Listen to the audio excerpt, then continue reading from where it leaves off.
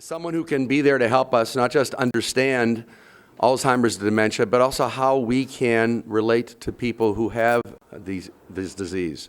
Elon is part of our Jewish task force on Alzheimer's, and it is a wonderful, wonderful group who work very hard trying to figure out how we can get the word out and we can train people and make people aware. We have a subgroup of the committee who are here today. Some of them will be on the panel in a little bit later, but I see Carol Shapiro and Gail Maychov and Judy Witebsky and Rita Kelner, all of whom are active members of the committee, and I think that all of them deserve a special thank you from us. Thank you so much. Thank you. Thank you too.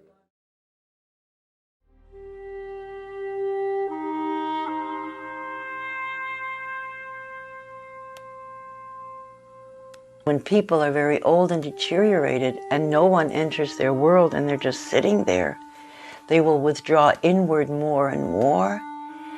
And their desperate need for connection is all now inside. And if a person is all alone, even if they're very, very deteriorated, there's a longing for this kind of closeness. Mrs. Wilson? Hello. You want me to sit? Can you see me good? Gladys Wilson is a wonderful example of a person who is in the phase of repetitive motion, where people use movements, repetitive movements, because they don't have any more speech or very little speech, but they have human needs that need to be expressed. You're crying. Crying, you have a tear right here in your face. You have a little pain. You don't want me to touch you. You're very sad. Can you see me? Is it scary? Are you afraid? And if this person sits with their eyes closed, rocking back and forth, and maybe there's a tear coming down, there's a need there. Here. There's a little tear that's coming out. Do you feel it? You feel a little tear? If right you here? Gently use right touch, here? And I touched Gladys Wilson for the fingertips right here on the cheek, is where the mother usually touches a child. If you touch an infant there, it looks up, and every cell remembers where it was touched by the mother. And often that person knows, even if they can't say a word at that moment, they won't talk, or they don't want to talk, but there's a communication. And that person is no longer alone. Can you let me in a little bit? You think? Just a little? You think I could be with you and Jesus for a minute? Jesus loves me, yes, I know, for the Bible tells me so. I used music, because when speech is gone, music, especially with Gladys Wilson, it was religious music, because there's emotion tied to it and safety tied to it. So I used her old church songs. Jesus loves me. Yes, Jesus loves me. Yes, Jesus loves me. The Bible tells me so. What I did was, when she moved, I moved with her. And when I was singing, because she didn't sing with me, so I matched the intensity of my voice to the intensity of her movement. And pretty soon, for a split second, we became one person. Jesus loves me. Yes, Jesus loves me. The Bible tells me so. So at one point, when she got very quiet and very peaceful, and my voice became very quiet as hers and very peaceful, and my breathing slowed to her breathing, she pulled me to her, and I moved with her. And for her, at that moment, I believe I was a symbol of her mom. Can you open your eyes now? Do you see me? feel safe and warm? Yes? Can you sing with me? He's got the whole world in his hands. He's got the whole world in his hands. He's got the whole world in his hand. He's got the whole world in his hand. He's got the mothers and the fathers. He's got the mothers and the fathers in his hand. He's got the mothers and the fathers in his hand. He's got the whole world in his hand. The breakthrough doesn't happen every time. The person will not always open their eyes and look at you. But if you keep trying and you keep centering yourself and really look at that person and really mirror their movements, maybe not this time, but the next time you come, you'll have a communication. You feel safe? You feel safe? Yeah. With Jesus? Yeah. And me?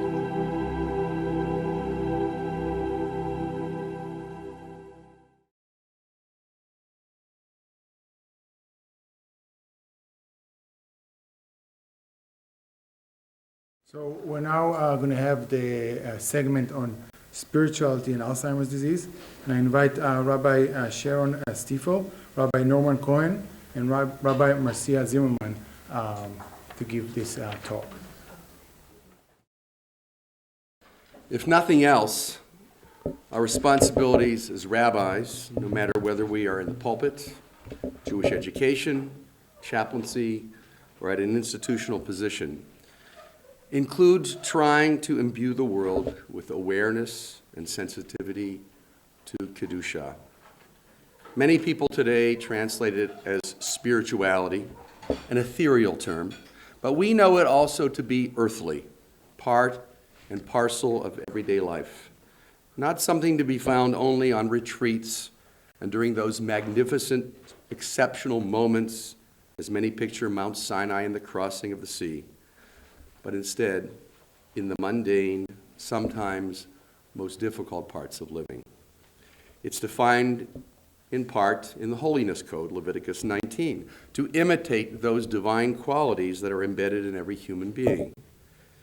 In the Midrash, Akiva claimed that the most important commandment is love your neighbor as yourself. But the conclusion of that discussion is Ben Azai's insistence on the teaching that every human is created in the divine image with inalienable dignity, and thus any act of misbehavior against another person is an act of misbehavior against God too. If you look into the eye of another human being and see the divine spark, everything else should follow. Witnessing dementia often deludes us into believing that that sacred spark is slowly extinguishing or disappearing altogether.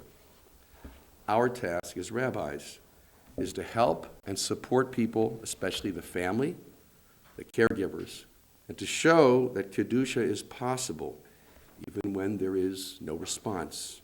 We need to remember the person as they were, and not only as they now appear to us.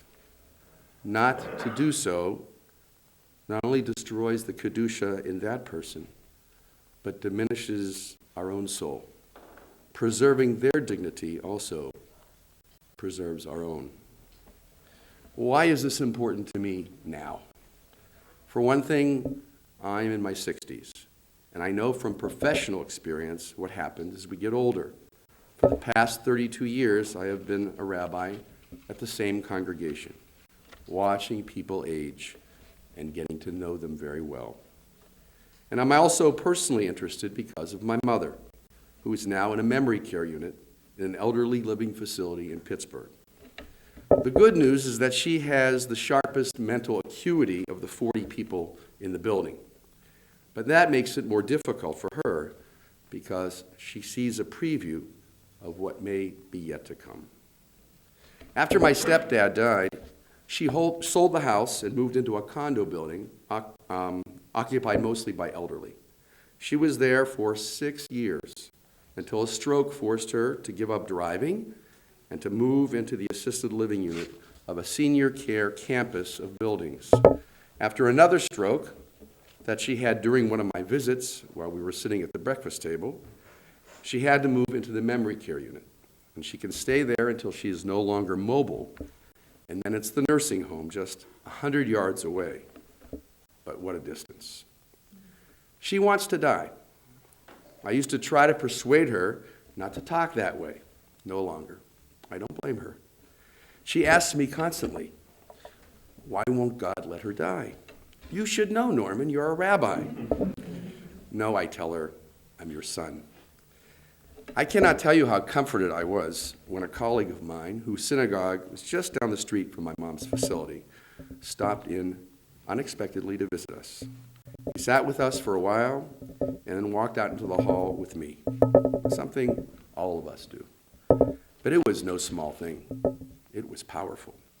These situations are opportunities to put our theory into practice, actions we can easily identify in our texts, but not always in real life. I think of Psalm 71, cast me not off in the time of old age, when my strength fails, forsake me not. Or Leviticus 19:32, you shall rise before the aged and show deference to the old. One of those items from the so-called Holiness Code. My mother's dementia is subtle, and it's very slow to advance. She knows who everybody is and loves recounting stories of the past. What a good boy you were, Norman. You never gave me any trouble. But she is so very confused, not just about what a good boy I was, but about so many things that were so difficult at first for me to comprehend. Before every one of my trips to Pittsburgh, on the phone, she would ask me to bring her ketubah from that wonderful event when I had the privilege of marrying her and Mickey. And in her mind, when I became the eternal keeper of the ketubah. She's always had the ketubah, but she never can find it. So eventually I learned that the best thing to do was to fill out another one and sign it anew. Not just my signature, but the Adim as well, her two closest friends who died long ago. And there is her insistence that her husband Mickey died just last year, when he has actually been gone for over 8 years. My Pittsburgh cousins, who oversee her care, used to argue with her, as I did, trying to correct her. This was extremely frustrating and only left her sadder. We finally stopped arguing and just agreed with her. It helped to recall God telling Abraham a white lie about Sarah's laughter. Is it lying, or is it ethical fibbing? Many of us are familiar with the Hasidic story in which a prince sits under the table naked, refusing to participate in the things that human beings do because he thinks he is a rooster. A rabbi succeeds in getting the prince back at the table with his clothes on, not by talking him out of this rooster identity, but by taking his clothes off and getting down under the table, convincing the prince that he, too, the rabbi, is a rooster, and that it is okay sometimes to behave like humans. The rabbi entered the prince's world, and only then could he hope to make any connection. Not doing so eliminates the possibility. There are no surefire methods, no easy solutions, but there are so many needs. The needs of those who are struck by dementia in all of its nasty forms, and the needs of their family, their caregivers, who are plagued by frustration, anger, and guilt. Can we remind others, but most of all ourselves, that the commandments about honor and respect are the only incentive we need to create a way for aging to have sanctity to it? Sacred aging is our responsibility as gatekeepers in the Jewish community. People are living longer today, and the rate of dementia is consequently higher than in past ages. But this is not a new issue for Jews. The Talmud instructs us, show respect to an old man who has forgotten his learning through no fault of his own. It then points out that the ark held both the shattered fragments of the first set of tablets and the whole unbroken second set. While we never lose our brokenness, we can become whole again. We can embrace our shattered hearts. We can become more compassionate, caring, and forgiving because we feel our brokenness when we share the pain of others. In the case of dementia, the person we look at must also remain in our mind's eye the person that he or she used to be. Thank you.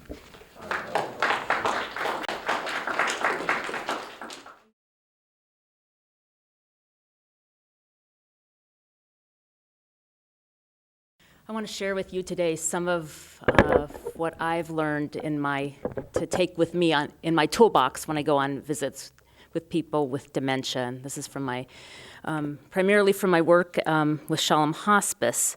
And so everything in which Elan spoke to us today, I feel like I've incorporated into it. And one of the key factors I take with me is music. And I try to know a little bit about the person I'm visiting in terms of their background, but often I cannot tell you how many times I have sung Shalom Aleichem, or Avinu Malkeinu, or the Shema, or Mi Chamocha, or, it's Hanukkah that's coming up, or, when Passover's coming up. Just as Elan taught us that, things that are the first that go in are the last to leave. And a patient that can be sitting in a wheelchair, seemingly out of it or not connecting, can belt out music in a way that's, I find, very gratifying to myself. And it's not about me, but also, for them, it's really lifting their soul. And it's not just, I would say it's not just the Sidur. I think there's songs like Hava Nagila or Hatikva, or, you have to experiment. You don't know what's going to connect for one person, might connect with another. I've had patients sitting around a table all start singing Hava Nagila. It's just it's a commonality that people have. And there's something about that connection, and they may do very interesting things. We have a woman who really has the words of Hatikva, there. She can start singing sunrise, sunset with the words of Hatikva. So you just, you go with it wherever they are. They're connecting, and I think that there are ways in which also the words of prayer work. I don't only see Jewish patients. So, for example, I would see one woman and I would read to her from her Catholic devotional, and I would, approach her and I say, is it okay if I read to you from your Catholic devotional? And then this is a woman who converted to Catholicism in her maybe 90s or something. And so she says to me, after maybe 5 visits, the next visit she says to me, but I'm Lutheran. Because she grew up Lutheran. And luckily, she had the Lutheran prayer book also on her nightstand. So I said, okay, well, why don't I read to you from your Lutheran prayer book? So, I'm easy. But, bringing a Siddur with you or, other things can really enhance the visit. I have just a short story of also the nature of humor. I have one woman who just loves to sing, and she belongs to Temple of Aaron, but she's talking to me and she's saying, do we have something going here? Should we go do something with this? And I say, go to a recording studio? She says, yeah, go to a recording studio. And if you know my voice, I can't sing. But anyway, I was she said, yeah, and you'll take the lead. And then we decide to, okay, we'll just, maybe we'll just keep it simple. Maybe we'll just go to the Bima at Temple of Aaron.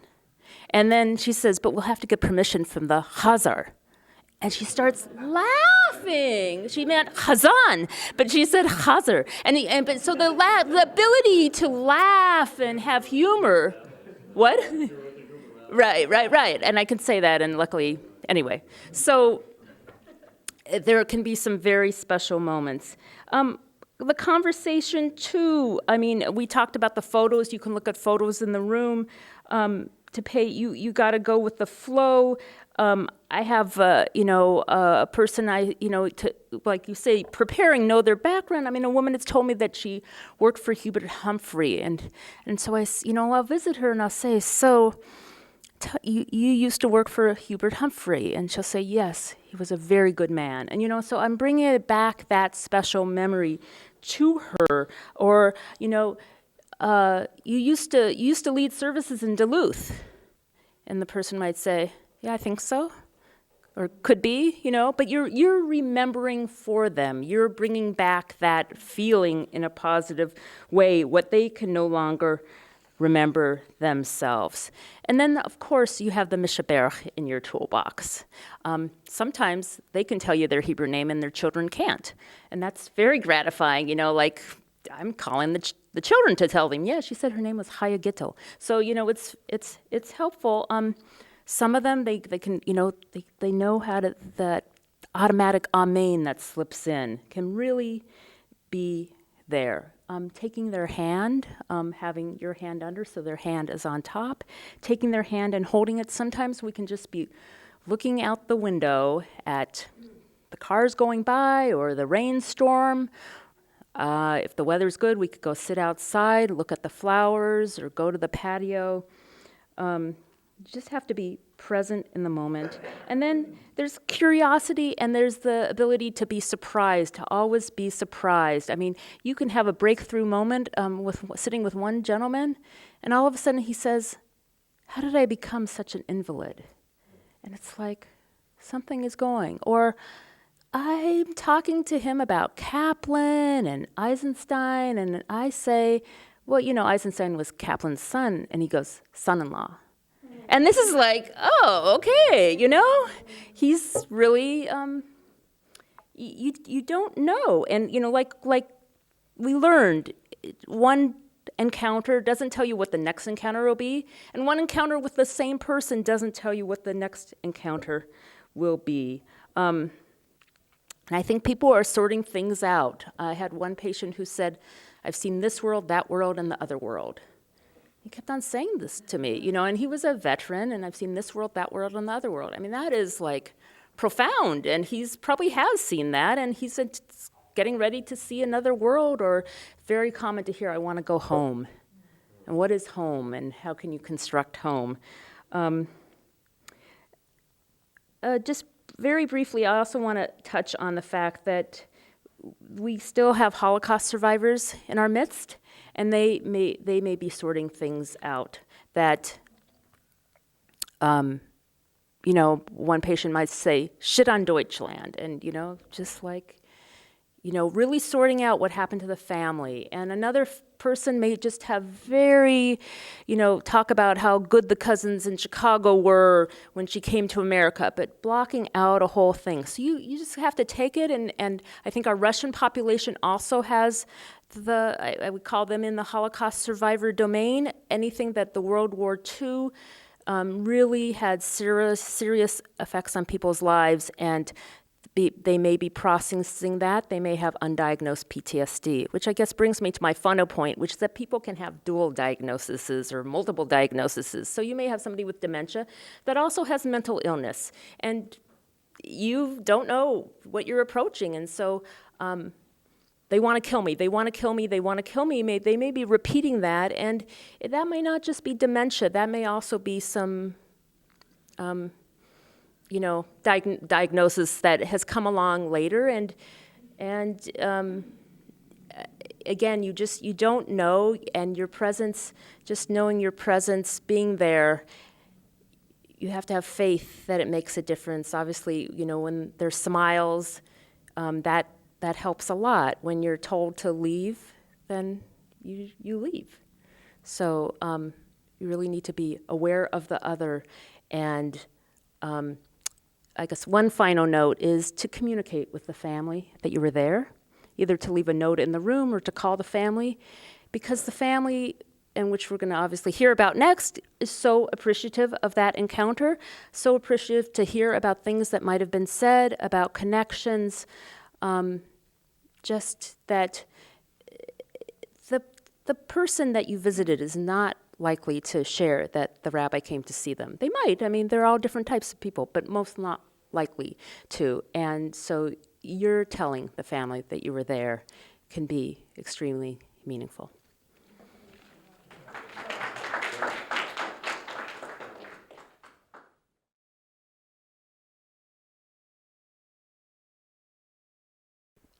So between Frank and myself, we, of course, have 4 parents.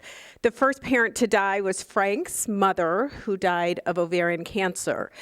And through her process, she was telling us that Frank's father was losing his memory and having a great deal of difficulty. Now, my mother-in-law was not always the most patient with that experience, but we really didn't know. Yes, we had experienced in the past mood swings when we were on vacation with them, and my father-in-law got very upset with my mother-in-law, kind of saying that she didn't do X, Y, or Z, and we didn't know the facts. And we definitely understood his concern and for his partner, who he said was doing things that were upsetting him. So we had an inkling that these things were going on, but we really didn't see it day in and day out like she did. And before she died, she told us that we needed to bring him here. Which we did.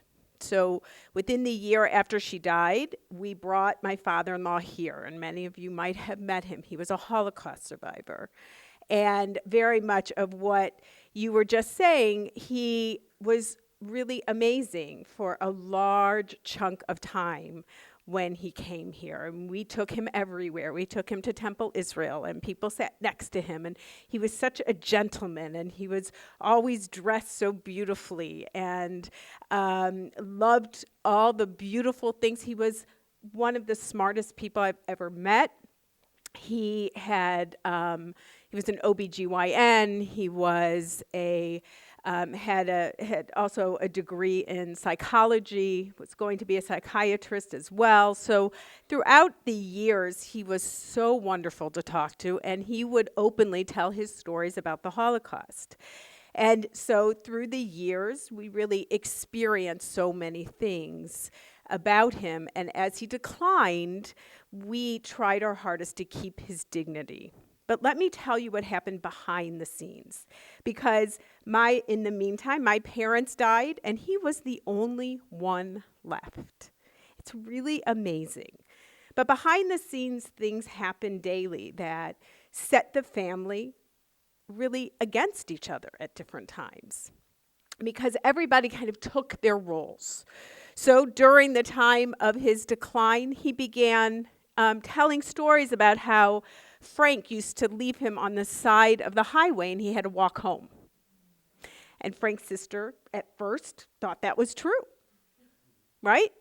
And so there was a lot of upset. Then he went to her and realized, oh my goodness, he then is moving towards everyone. And what was really important was that the family really didn't sit down to talk about what each family member was capable of doing. Who was able to be there to support him through the daily activities, who was there to help him pay his bills, who was there to help him clean his house. When he punched the woman who came to clean his house, we had another situation that we had to deal with. But the amazing piece of it was that by then we all were on the same page. It took a while for all of us to recognize that this disease was really what was acting, and that was the behavior, not my father-in-law. And so I think as rabbis, it's really helpful for us not only to visit the individual, but to potentially bring families together. Because when I think about my own family, it would have been helpful to have a third party bring us together and to talk about really what were the needs and what each of us was capable of doing, rather than it sort of happening behind the scenes, and then each family member kind of took their role, and some felt upset about it, and others felt very comfortable in their role, and it wasn't always the best because nobody had brought everybody together. So I guess for me, I thought that was and it's sort of preparing for today that I got that awareness. Don't think I got it when we were going through it, but that it really would have been helpful for somebody to call us all in together and to talk to us about our feelings, about what we were capable of doing. So I think that's a role we can play. The other role I think we can play is, again, that support. And I come here with an al-hate because I don't check in enough on families that have people who are in different stages of dementia because it's the long haul. It is a long and progressive disease.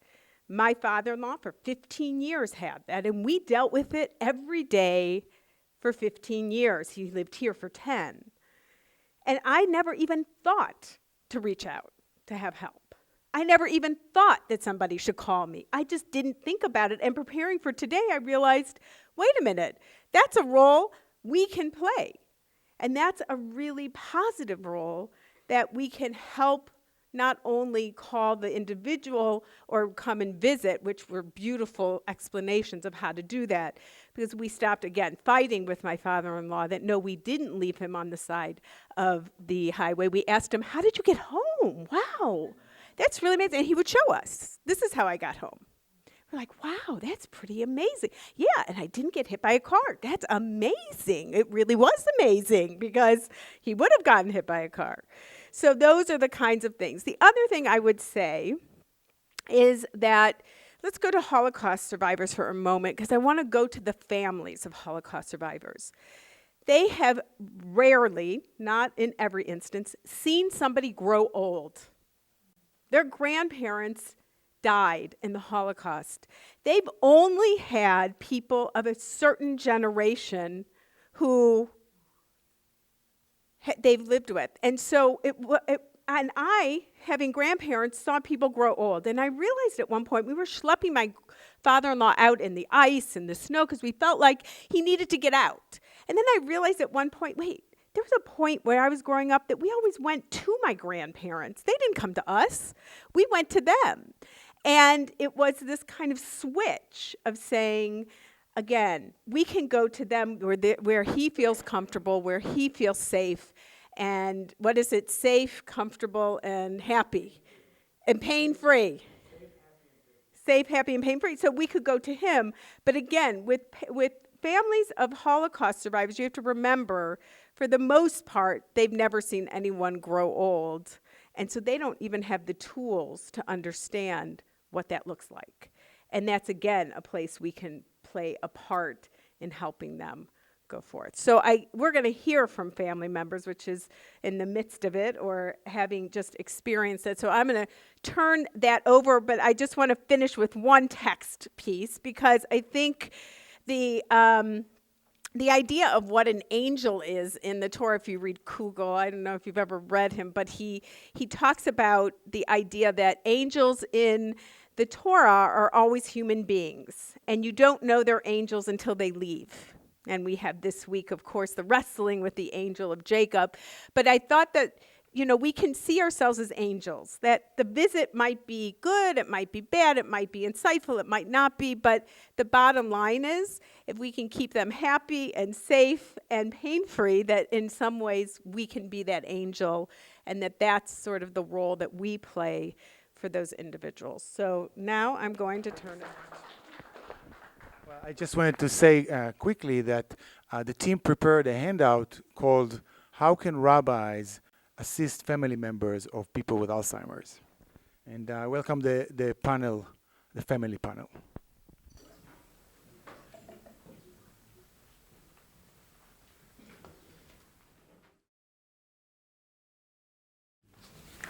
We're going to start with just a brief introduction. My name is Carol Shapiro, and I am a caregiver for my husband, Alan. I have helped Alan in all aspects of daily living. kept him safe from wandering, and made difficult decisions during each new crisis, always trying to anticipate what might come next. I mourn each loss, and I am tired. Alan has slowly been robbed of his memory, executive skills, self-awareness, personality, ability to care for himself, and his use of language. He now lives with fear, anxiety, and delusions, and in the past had anger and agitation. My name is Sumner, and I've been caring for my wife for the past 8 years. She's in the middle stages of Alzheimer's.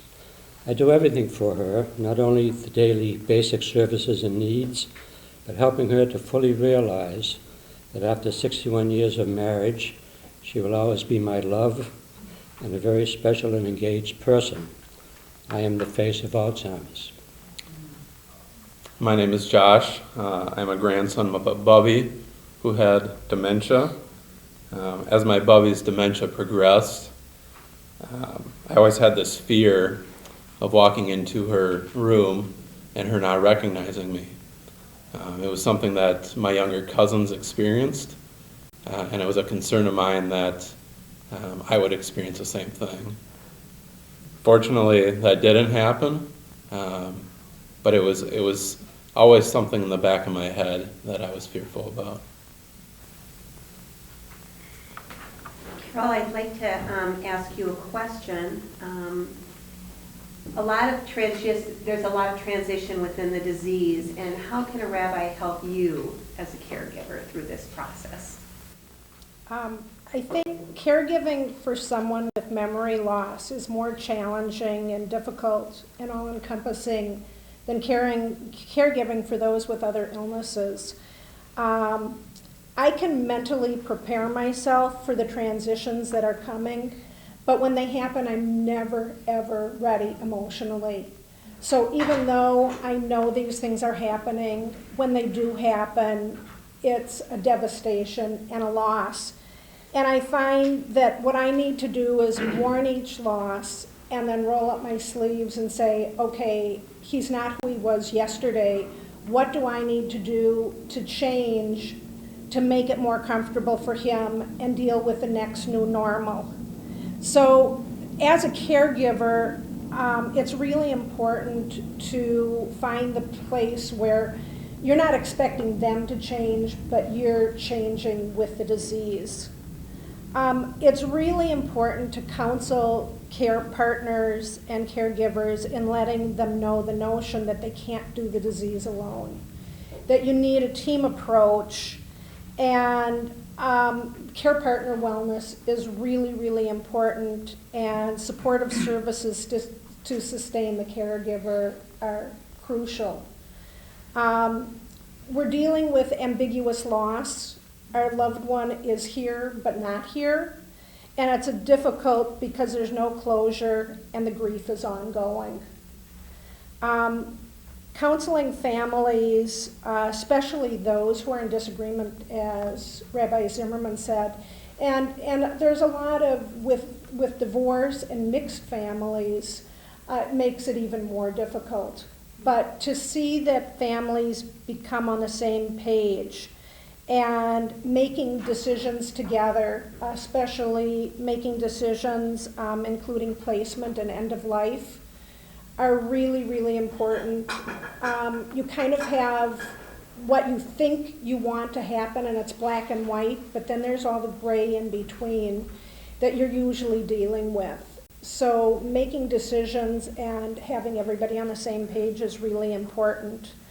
Alzheimer's disease is a journey, and it's long and exhausting for families.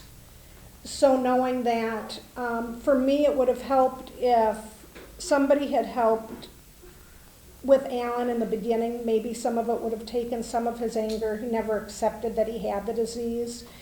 And dealing with how you deal with a cancer patient, explaining what's going to be happening, if you can get the person early in the disease process and help them become comfortable or accept the disease would really, really be helpful.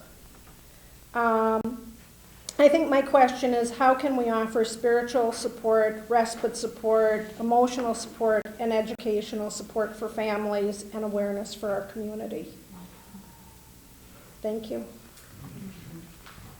Sumner, what is the most important thing that you want your rabbi to know and to do to help you and the person you care for? To remove the stigma. There used to be a stigma relative to HIV/AIDS. That's largely removed. Prior to that, there was a stigma associated with cancer. That's largely removed. Now the stigma is with Alzheimer's disease. When my wife doesn't respond as expected when interacting with others, people tend to stop the interaction or not start it at all, thinking she's not interested. However, people should understand that there is a real person inside who, like everyone else, needs to be touched, needs to be engaged, needs to be included in conversation and in activities, needs to feel valued and to be treated with dignity. I define connection as the energy that exists between people when they feel seen, heard, and valued, when they can give and receive without judgment, and when they derive sustenance and strength from the relationship. In addition, education is very important, so you can be an effective advocate, caregiver, and advisor. To know where the useful conferences, memory clubs, research, caregiver groups, effective medical diagnoses, and medical care are. We're very lucky in the Twin Cities because there are a variety of available groups providing help. And Josh, how and when would you like your rabbi to approach you to talk to you about a loved one, your loved one, who is dealing with dementia? Yeah, I think for me, I think it's important throughout the entire process. Rabbi Zimmerman put it very well, just having that conversation with the family as a whole and bringing the group together is so important and so critical. I think for me, going beyond the spouse or the significant other and even going beyond the children and looking to the grandchildren as well. Because the way I look at it is, the spouse or the significant other or even the child is that primary caregiver. But, I was a grandchild, and I look at myself as a secondary caregiver, filling in when needed and supporting in any way I can. For me, it was difficult to see the challenges that my mom went through as a primary caregiver, and it would have been helpful to have a conversation with my rabbi about, here are the challenges I'm seeing, here are the feelings I'm having, and so I think that's a role that the rabbis can definitely play. I think kind of going beyond that is, I've talked in the past about, finding the joy of your experience with a loved one. And I think the rabbis, you all can play a role in being that third party, as Rabbi Zimmerman talked about, to bring the group together to help identify how to find that joy and happiness together. Beyond all of that, I think education, as Sumner just spoke about, is so important, and you all can play a role in that as well. For my age group, and well, I'm not so young anymore, but for high school, middle school, I think it's important to look at avenues such as discussions within your confirmation classes, within your youth groups, because it's impacting kids as well. And so having those open conversations, I believe, is really important. And at this time, we'd like to open it for questions or comments, and you can address them to anyone on the panel, and I'll just be repeating the questions so that we can get it on videotape. So he would like to know what Bet Shalom Rabbi Cohen is offering I think you could answer that question. Well, I think I can, actually. We have a support group through the Alzheimer's Association that meets once a month, and Rita Kelner and myself, Judy Witebsky, are co-facilitators of that group. It is through the Alzheimer's Association, and it's open to anyone. They do not have to be Jewish, and we do have some people that are not Jewish within our group. And then we had Rabbi Cohen had for High Holidays a sermon about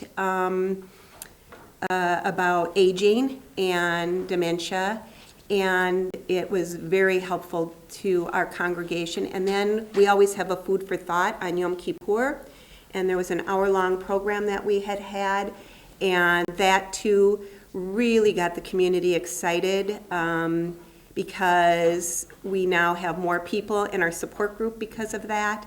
I think it's been making other rabbis aware in the community to do more on that as well. And we're going to hopefully start a committee on aging within our synagogue as well. So those are things that are happening. Anything else, Rabbi Cohen? My colleagues here, I know that the group that we have, and also the High Holiday Forum, there were people from other congregations who came up to us and said, boy, I hope that our synagogue will do something like this as well. And that was partly a cue for this session today, so that other rabbis will want to do that. We'll be glad to share the program and the materials we did with you if you want, just to contact us privately. So he said that he would be glad to share materials, and that other congregants throughout the community were also interested in having things like this at their synagogues as well. And there were a lot of people throughout the community. I'm just going to also add something. There were a lot of people throughout the community that attended our food for thought. So not just our congregants, but other congregants as well. And any other? Group here. So yes, and JFCS. Outlet of support. Yep, JFCS does have a group here as well. Yes, Rabbi. One thing I wanted to just mention, stigma. So is there, what is the stigma all about? And were you uncomfortable dealing with telling people about dementia or Alzheimer's, or were they fearful because of the stigma approaching you and talking to your loved ones? And can I do a friendly addition about the age of the person on the onset? Because I think that has an effect as well. Okay, so an addendum, the age of the person who has dementia, does that play a role in the stigma as well? Every congregation talks about there being a welcoming congregation. But I must say, I found that in my congregation, when we're there, very few people come up and greet my wife, or to say hello. So it seems to me, and I'm sure we're not the only one, and so it seems to me some of the things that were talked about today, about effective communication, effective interaction, needs to be talked about to our congregants, not only rabbis. And I think rabbis should take the lead in that, so that people will understand that that they, as I've said, these people have the same requirements as everyone else as far as human interaction. I know, speaking to your question, my husband was 51. When he started showing signs, we didn't realize what it was until he was 56. It would have really helped me because I didn't know that there was personality change, and that was one of the beginning signs. If I had known that, I would have realized, because my husband was really gentle and loving and became really aggressive. He never hit me, but he was very verbally abusive. And was scared stiff of the diagnosis because his father had young onset also. We hid the diagnosis for about a year and a half, which was really, really difficult. And then once we told about the diagnosis, it was much easier on me, but harder for him, because people did come up, how are you feeling? And you know, there's a big difference, and people don't understand all the different stages, and that when he was in earlier stages, he could communicate. And people definitely didn't approach correctly, and I think people think, oh, you have Alzheimer's disease, all of a sudden you don't know anything, and that's not the case. It's a gradual loss. So, and even now, we'll go places, and if I take him, I don't take him out very often, but if I do, people come up behind him, and I'll say, could you come in front of him so he can see you? And they'll say, it doesn't matter. And that really hurts me. Yeah, I think for me, removing the stigma is more about, you know, kind of going back to having the conversation with kids, is just opening up that conversation through, you know, youth groups, confirmation classes like I spoke of, and empowering these kids to talk about it and giving them an opportunity to share their feelings. Because I think a lot of times you kind of bottle it up, and either because you're embarrassed to talk about it or it makes you incredibly sad. And it's important to remove that stigma and allow kids to speak their mind freely. Yes. I think in response to Rabbi Spilker's question and each of your answers, when I was studying for giving my sermon, I learned a lot. I think the stigma is about fear, as stigmas usually are. We have that irrational fear that it's contagious. If I get too close to you, I'm going to get it too. We know it's not true. We're not going to get AIDS or cancer or Alzheimer's disease by getting up close and personal, but we're still afraid of that. And I think naming that fear, second, alleviating that fear by teaching, by telling our congregants. I think we can support our caregivers and our people with Alzheimer's by teaching all the people that don't have it how to talk to, approach from the front, you know, get up close, what she was teaching us in the video and what Alon was teaching us. We need to teach that to our people. It's really simple stuff, but it's counterintuitive and we're afraid of it. But if our people know, I think we can support our people that are dealing directly with Alzheimer's by teaching the people that aren't. And one of the things that struck me most powerfully when I was studying it was one little line that a study showed that even if the person with Alzheimer's is not going to remember that you made them feel good that minute, it heals them. It has a salutary effect. And I struggled for a better word for salutary. I couldn't find one. But it heals them. You know, I think it's counterintuitive. We think, well, they're not going to remember anyway, so why should I bother?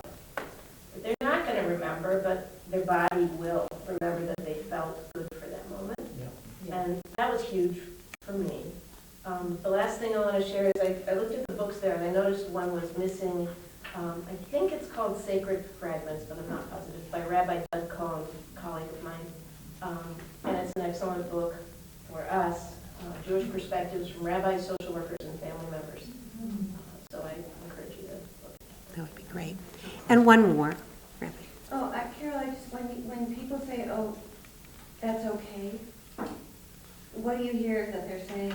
I mean, you said it really hurts. It hurts because they're telling me that it doesn't matter. It doesn't. It doesn't matter that they come in front of him. Because they think it doesn't matter to your husband, or because they're just saying, actually, no, I don't want to. Yeah, I'm not sure. I'm not sure, but it's happened more than once. So, and at this point, I'm not sure if my husband would remember them or not, but let him be the one to either smile or not. You know, he can't always see what's in front of him. There's many days that I'll go, and he doesn't even know that I'm there. But my presence is there, and I'm feeling it, and I'm hoping he's feeling it. Do you find yourself reassuring people a lot? Like, it's okay. Do you find yourself reassuring lot? Reassuring. Like, it's okay to talk to him. Yeah. I mean, I don't take him out very much anymore because it's gotten really difficult. He gets scared and he collapses. So unless I have somebody else with me and an aide, I really can't take him out. And he's living in a small facility with 6 other residents. We are out of time for questions and answers. We're hoping to put this on some sort of electronic source, and we'll let you know when that comes. There's also a bookmark that has many resources in the Jewish community for you to look at. And there's also an evaluation, and we'd like you to take the time to fill that out. And if not here, please make sure you send it to us either by email or however, as soon as possible. And I'd just like to share a few thoughts.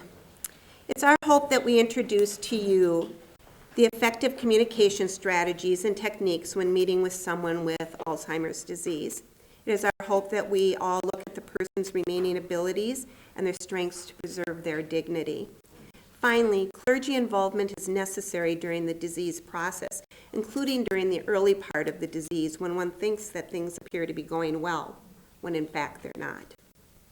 Also, spirituality is so important and crucial to the caregiver and those with Alzheimer's disease in helping to cope with the disease.